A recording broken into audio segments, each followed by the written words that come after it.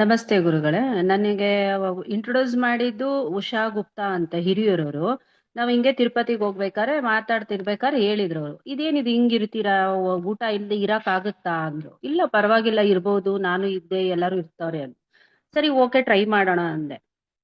ಆಮೇಲೆ ಮನೆಗ್ ಬಂದ್ಮೇಲೆ ಹಿಂಗ್ ಹೇಳಿದ್ರೆ ಒಂದ್ 3-4 ಜನದಿಂದ ಬೇಡ ಬೇಡ ಅಂತು. ಸರಿ ಅಂತ ಸುಮ್ನದೆ. ನಾನು ಆನ್ ಮಾಡ್ಕೊಳ್ಳೋಣ, ಹೆಂಗೋ ರಿಜಿಸ್ಟ್ರೇಷನ್ ಆಗಿದೆ, ನೋಡೋಣ, ನಮಗ ಆಯ್ತು ಅಂದ್ರೆ ಮಾಡೋಣ, ಎಷ್ಟ್ ದಿನ ಆಗುತ್ತೋ ಅಷ್ಟ್ ದಿನ ಮಾಡ್ತೀನಿ ಅಂತ ನಾನು ಸುಮ್ನೆ ಓಕೆ ಅಂತ ನಾನು ಸ್ಟಾರ್ಟ್ ಮಾಡಿದೆ. ನನಗೇನು ಆ ತರ ತಿನ್ಬೇಕು ಅದು ಅನಿಸ್ಲಿಲ್ಲ. ನನಗೆ 52 ಇಯರ್ಸ್. ನಾವು ಅಂಗಡಿಗೆ ಹೋಗ್ತೀವಿ, ಎಲ್ಲ ಮಾಡ್ತೀವಿ. ನಿನ್ನೆನು ನಾನು ಯುಗಾದಿ ಸೀಸನ್ ಇದ್ದದ್ರಿಂದ 11 ಗಂಟೆಗೆ ಬಂದೆ. ನನಗೆ ಯಾವ ತರಾನು ಫೀಲಿಂಗ್ ಅನ್ಸ್ಲಿಲ್ಲ. ಮಜ್ಜಿಗೆ ತಗೊಂಡೋಗಿದ್ದೆ, ಮಜ್ಜಿಗೆ ಕುಡಿದೆ, ವಾಟರ್ ಮೆಲನ್ ಜ್ಯೂಸ್ ಕುಡಿದೆ. 11 ಗಂಟೆಗೆ ಬಂದ್ವಿ. ಯಾವ ತರಾನು ನಮಗೆ ಟಯರ್ಡ್ ಅನ್ನಿಸ್ಲಿಲ್ಲ. ಆಮೇಲೆ ನಾವು ಯಾವಾಗನ ಇವಾಗ ಏಕಾದಶಿಗೆ, ಶಿವರಾತ್ರಿಗೆ ಉಪವಾಸ ಇದ್ದಾಗ ನಮಗೆ ಡೇಗ್ ಬರುತ್ತೆ, ತೇಗ್ ತೇಗ್ ಬರುತ್ತೆ.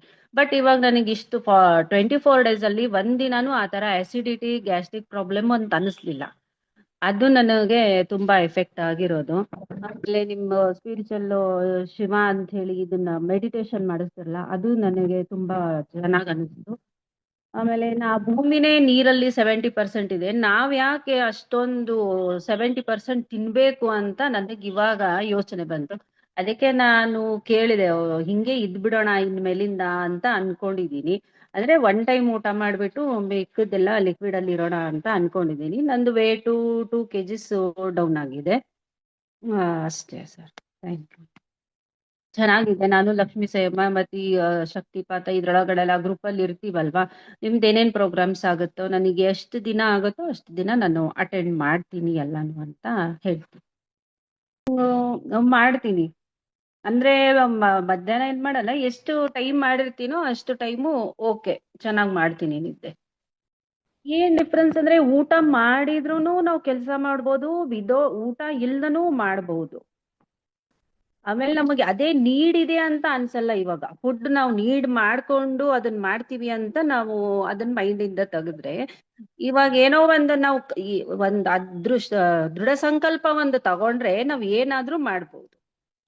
ಮನೆಯಲ್ಲಿ ಆತರ ಏನಿಲ್ಲ ಮೇಡಮ್. ನಾನು 50% ಅಂಗಡಿಯಲ್ಲೇ ಇರ್ತೀನಿ, ಮನೆಯಲ್ಲಿ ಇರಲ್ಲ. ಹಂಗಾಗಿ ನನಗೆ ಅದರದ್ದು ಏನಿಲ್ಲ. ಯಾಕೆ ಅಂಗಡಿಯಲ್ಲಿ ಇರ್ತೀನಲ್ವಾ, ನನಗೆ 1 ದಿನ 2 ದಿನ ಅಷ್ಟೇ ಸ್ವೆಟಿಂಗ್ ಆಯ್ತು ಅಷ್ಟೇ. ಬಟ್ ಅವಾಗೇನೆ ಮಜ್ಜಿಗೆ ನೀರು ಕುಡುದೆ, ಅದು as it is okay, normal ಆಗ್ಬಿಟ್ಟೆ ಅಷ್ಟೇ. ಆ ತರದ್ ಏನು ಇಲ್ಲ. ಮತ್ತೆ ಮತ್ತೆ ಮಾಡ್ಬೇಕು ಅಂತ ಏನಕ್ಕೆ ಅನ್ಸುತ್ತೆ? ಅಂದ್ರೆ ಇದರಿಂದ ಏನೋ ಒಳ್ಳೇದಾಗುತ್ತೆ. ಇವಾಗ ಒಳ್ಳೇದಾಗಿದೆ, ಒಳ್ಳೇದಾಗಿದೆ ಅಂತ ನಾವ್ ಅನ್ಕೋಬೇಕು. ಏನೋ ಆಗಿಲ್ಲ ಅಂತಲ್ಲ, ಮುಂದೆ ಏನೋ ಆಗುತ್ತೆ, ಇದಕ್ ನಮಗ್ ದೇವ್ರೆ ದಾರಿ ಮಾಡಿಕೊಟ್ಟಿದ್ದಾನೆ ಅಂತ ಹೇಳ್ಬಿಟ್ಟು ನಾವು ಏನಾದ್ರೂ ಒಂದು ಮಾಡ್ಬೇಕಲ್ವಾ ಅಂತ ಹೇಳಿ. ಹ್ಮ್.